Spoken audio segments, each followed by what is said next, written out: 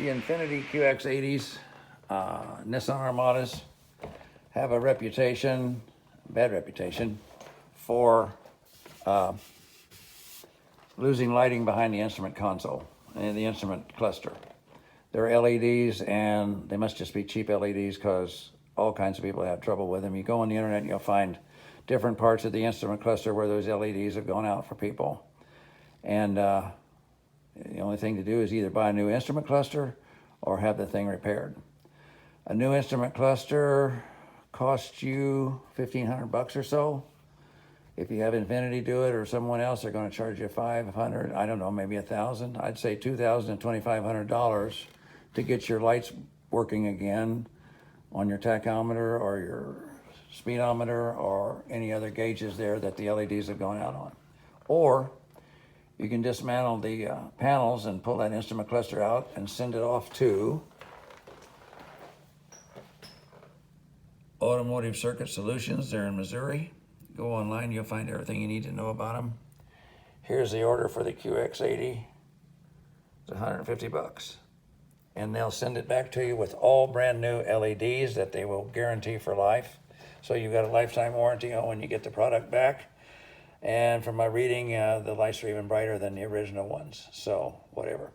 Like I said, you can go online and you pull up their website and you just fill out everything you need to do, select the model and what you want to do with it, how you want to ship it, pay for it right there online, and then just ship it off to them.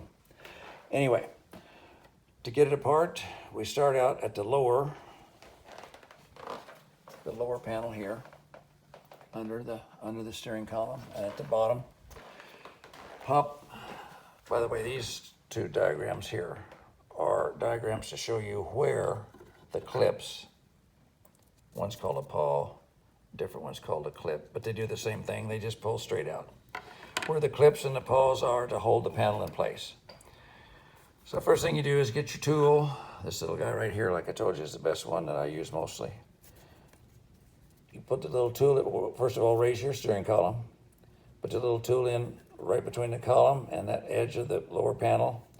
Slip it under there and then just pull straight out towards yourself. And you'll probably get 2 of them or 3 of them to pop all at one time.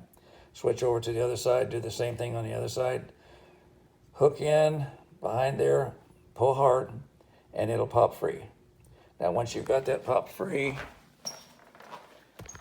your panel is loose over here. This is just to give you really a little bit of slack. This is the one over here that you need to have mostly out of the way, because once that's down and out of the way, then your 2 clips here underneath the start switch, one's right here and one's right there. So you need to get in here with your same tool, go in underneath and pull straight out at you and get these 2 here pop loose. Once those 2 are popped loose, then you can start up the side with that same tool, getting in the side here and pulling as you go. There's some across the top. They pop out real easy like, and the same over here. You start underneath this corner, pull straight out to you, and then start up the side. Okay, once that whole baby's loose, you've got wiring hooked up to your dimmer switches here, and also wiring to these switches over here, and then of course your start button has got several things hooked to it back here. The only thing you need to take apart to get the panel out of the way is this side over here, your dimmer switches. So let me move this baby out of the way here.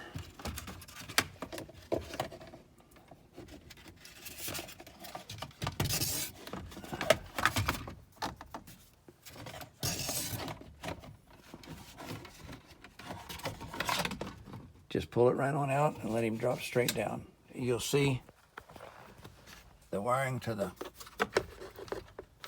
is still hooked up to the start switch here, and also the wiring to the lights on that side are still hooked up. The only thing that before you get it out, before you're able to lift it, you'll have to get in behind the top left side here, push this little clip from behind right there. Let me see if I can get a picture of it. Push that right there, that'll release it, and then just pull it straight out. And then, so what you will have done is remove